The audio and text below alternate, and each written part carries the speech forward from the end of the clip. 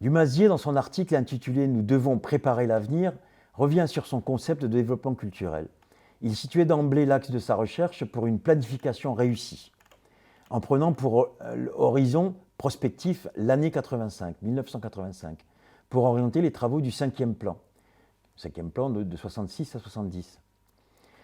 Il disait, bref, comment planifier sans opprimer, ou mieux, comment planifier pour accroître, dans une société de masse, les chances d'une démocratie culturelle fondée sur la liberté de création, de diffusion et de participation. Une question devenue centrale dès le début des années 60. Il était beaucoup chahuté pour ces histoires de planification, surtout par Godard, qui était aussi farouchement opposé à ce qu'on planifie la culture.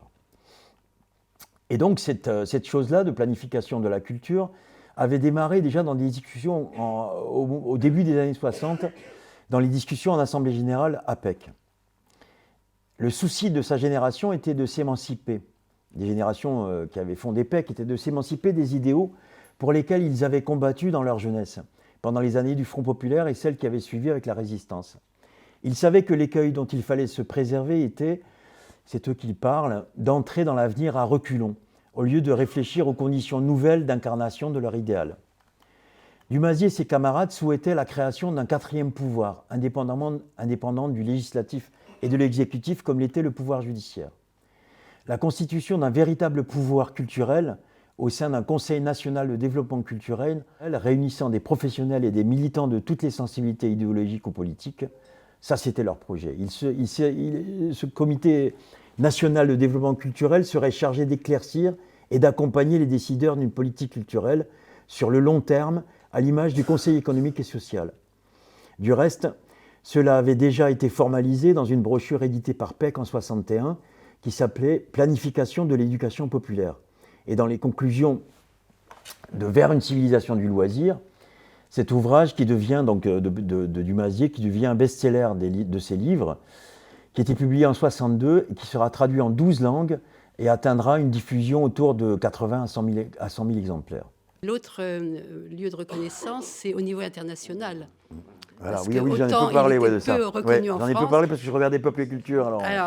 Effectivement. Et donc, à Rio, aussi, au Canada, Québec. J'ai assisté à un colloque où il y a eu l'amphithéâtre de la Sorbonne plein avec des gens d'Amérique latine et les gens, il y a eu une ovation énorme et ça faisait plaisir à entendre quand même parce que c'est là où on s'apercevait qu'il n'y avait pas seulement le Québec ou les États-Unis, mais effectivement toutes. Ils avaient créé une fondation Dumazier à Rio. C'était vraiment énorme.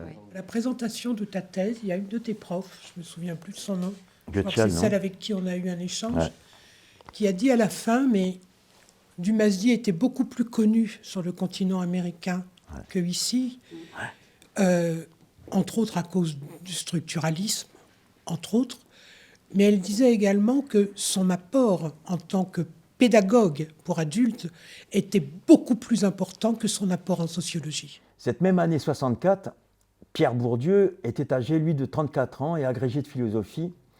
Il quittait la faculté des lettres de Lille, où il était maître de conférence pour enseigner à l'ENS puis à l'ESS, où il fut nommé directeur de recherche. Il venait de publier avec Jean-Claude Passeron Les Héritiers, qui était son premier grand succès de sociologie, résultat d'une commande d'Augustin Girard, passé par le service d'études et de recherche du ministère de la Culture. Ce qu'on sait peu, c'est que notre Augustin Girard, qui était fasciné, comme beaucoup d'autres, par Bourdieu. Mais ils travaillaient ensemble, ils allaient boire des cafés avec Geoffre Dumazier. Ils n'étaient pas ennemis, ils étaient aussi complices en sociologie. Et d'ailleurs, Dumazier, il avait l'habitude de dire « c'est le plus brillant parmi nous ». Et donc de reprendre aussi en disant sa sociologie qui était plus une sociologie de la ressource, voilà, où on puise dans la ressource des gens, dans leur itinéraire de vie, dans tout ce qu'ils peuvent glaner comme histoire de vie, plutôt qu'une sociologie de la domination et de l'héritage. Il y critiquait, donc on le sait bien, Bourdieu critiquait l'école comme instrument caché de domination et de reproduction des inégalités sociales, masquées par l'idéologie du don et de la méritocratie. Et c'est là qu'on voit un peu les critiques qui pouvaient être faites à Dumazier. Au moment où le jeune fonctionnaire Augustin Girard, très préoccupé par les enjeux de société, entrait dans l'administration du ministère de la Culture, il avait croisé ceux du chercheur et militant Geoffroy Dumazier. C'est alors que s'est construite cette aventure hybride à l'intersection de la politique, du militantisme culturel et des recherches en sciences sociales. Elle ne va pas s'épanouir comme ils en rêvaient, pour les raisons que je viens de donner, mais laissera des traces dans la façon de mener les affaires culturelles jusqu'à nos jours. Laissons pour finir cette évocation la parole justement à Augustin Girard, qui reconnaissait volontiers, au début de sa carrière, tout l'apport de Dumazier avant le règne des sociologies dites critiques. La recherche en sciences sociales me paraissait offrir des analyses nécessaires pour l'action. Même si je n'y étais pas attiré par son aspect académique ou normalien, théoriciste, narcissique et verbal, suivez mon regard, c'est pourquoi je me suis tout de suite reconnu en accord avec l'empirisme constructif de Dumazier, auprès de qui la commission de plan de 1960 trouva tout près un cadre intellectuel suffisamment cohérent, en phase avec le militantisme culturel. Je voudrais revenir un peu sur deux choses peut-être, sa relation avec les sciences de l'éducation et avec Bourdieu. Ouais. Parce que c'est vrai que les collègues de sciences de l'éducation, j'en fais partie, enfin, pour une partie de ma vie aussi, en fait, ne considéraient pas qu'il était sérieux, mais pour des mauvaises raisons, en fait. Parce que l'université, bien sûr, c'est un endroit où les savoirs sont cloisonnés.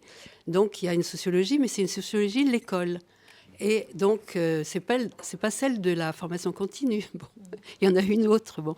Et en fait, justement, le propos de Joffre, c'était de dire, mais pour penser l'éducation tout au long de la vie, il faut déjà se poser la question, quelle école faut-il pour que les gens continuent à apprendre, à avoir le goût d'apprendre, au lieu d'être dégoûtés au bout de quelques années d'études. Bon. Donc, il y avait tout ce malentendu, en fait. Hein, bon.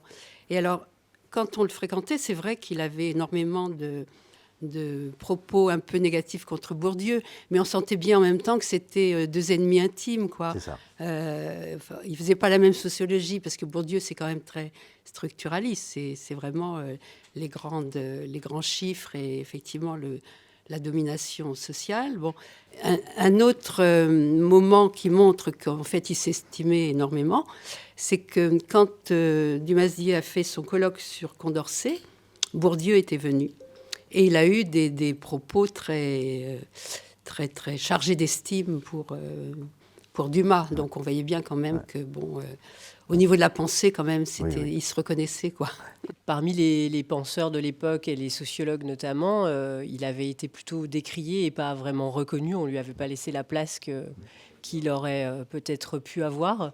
Mais je m'interroge sur, notamment avec l'avènement du structuralisme, que du coup il était a priori un peu décalé par rapport aux penseurs qui analysent les choses en termes de structure et de système. Et du coup je me demande dans quelle mesure... Bon, ça un peu provoque, mais il s'est pas trompé de champ, en fait, de recherche ou champ de travail. En se mettant dans la sociologie, tu veux dire ? Oui, j'ai un sentiment qu'il aurait mieux fait aller peut-être... dans l'anthologie ou... Oui, soit dans l'observation de ce qui... Mais j'ai l'impression que c'est quelqu'un qui pensait une action qui était en route, en train de se faire... qui n'avait pas la distance possible pour analyser les effets des actions qu'ils étaient en train de mettre en route et en train de réaliser en même temps. Et que du coup, le fait de ne pas avoir ce recul-là le discrédite parce qu'il ne peut pas analyser un fait social comme la sociologie se veut. En tout cas, il était dans une sociologie très empirique, justement. C'est-à-dire qu'il a fait, quand il a fait Vers une civilisation du loisir, mais même les bouquins en avant, il est allé à Annecy et il a fait des sondages et des enquêtes et il était très très attaché à ce côté scientifique de la sociologie. Alors, d'abord, allons voir si effectivement ce qu'on est en train de raconter, comment ça se vit, comment ça existe dans la vraie vie des gens, dans la société. Avant de faire des grandes théories qui sont peut-être belles, qui sont peut-être intéressantes et séduisantes, mais qui n'ont pas de réel impact. Et c'est là qu'on arrive en 67, donc dans cette AG houleuse qui provoqua la démission de Dumazier, qui était donc face à des courants hostiles qui n'avaient cessé de se consolider depuis l'AG de l'année précédente, avec différents courants qui avaient fait des motions. Dumazier, il allait démissionner de la présidence de l'association en 67. Donc. Rajoutons de suite qu'il resta actif à Pec, comme il le disait lui-même. Je suis resté pendant des années, les années suivantes, une sorte de compagnon de route, un consultant. Je passais tous les jeudis à Pec, n'est-ce pas Catherine? Elle me racontait ça aussi. Je remplissais ce rôle de conseiller technique, sollicité notamment par Rovan. Joseph Rovan aussi reviendra dans ses mémoires.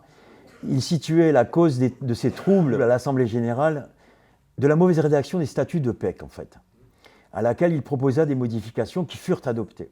Mais c'était trop tard, le coup était fait. Les anciens avaient été pris de court par ce type de stratégie du coup, justement, qui nous avait cueillis, c'est eux qui parlent, hein, par surprise, à la boucherie, puisque en fait, l'Assemblée générale s'était fait à l'Institut de la viande. donc, ils nous avaient cueillis, les fameux gauchistes, par une alliance improvisée entre communistes et gauchistes, justement, du mouvement. Ces guet-apens ne seraient à partir de ce moment-là plus possibles. Les nouveaux statuts prévoyaient des représentations par collège où siégeraient les associations régionales, les fondateurs, les adhérents individuels, les personnalités extérieures, mais aussi les salariés. Ça, c'est la nouvelle mouture des statuts je pense qu'il y a un héritage aussi fort qui reste toujours actif, vivant là-dessus.